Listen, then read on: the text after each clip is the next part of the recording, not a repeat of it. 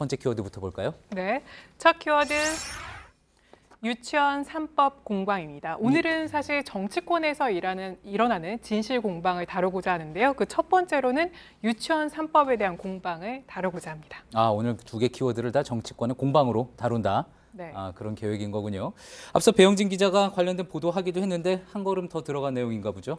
맞습니다. 어제 여야가 유치원 3법을 두고 합의안 도출에 실패하면서 본회의에 상정되지도 못했습니다. 이에 대해서 먼저 민주당이 논평을 내고 자유한국당을 비판했습니다. 이 논평을 한번 보시면 자유한국당이 결국 유치원 회계 투명화의 길을 막아섰다, 이런 제목을 내놨는데요. 한국당이 끝까지 주장을 굽히지 않으면서 결국 논의 자체를 무산시켰다, 이런 내용의 논평을 낸 겁니다. 예, 민주당 측에서는 결국 자유한국당 때문에 법안이 통과되지가 못했다, 그런 이야기인 거군요. 맞습니다.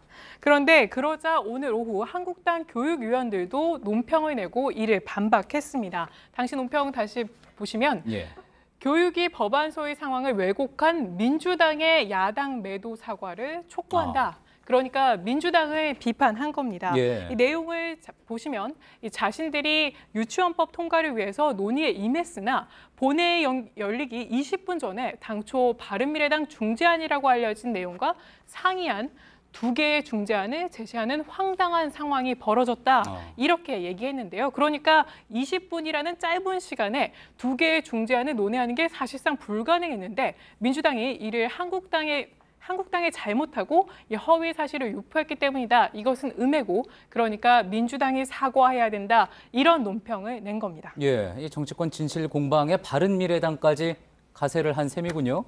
누구 이야기가 맞는 겁니까? 그래서 한국당과 민주당과 함께 논의를 했던 바른미래당 간사와 한번 통화를 해봤습니다.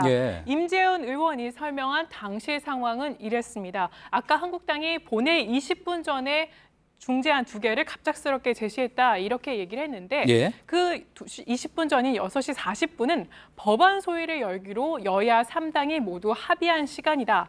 그런데 한국당 소위위원 3명이 제 시간에 아무도 오지 않았고 7시가 넘어서 한국당 곽상도 위원만이 참석해서 기존의 주장인 분류회계를 주장만 하고 떠났다, 이렇게 얘기를 했습니다. 이 내용은 민주당 간사인 조승래 의원의 의견과도 일치했습니다.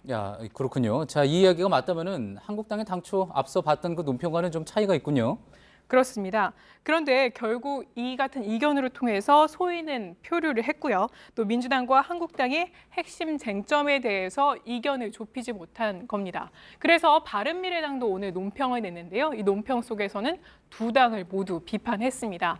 그러니까 민주당은 보조금과 형사처벌만 고집을 했고 한국당은 아예 사립유치원 문제를 개혁하자는 의지도 보이지 않았다, 이렇게 얘기한 건데요.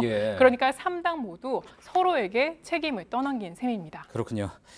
많은 학부모들이 지금 유치원 3법 기다리고 있을 텐데 올해 안에 임시국회라도 열어가지고 과연 통과가 될지 좀 더 지켜봐야지 될 것 같습니다.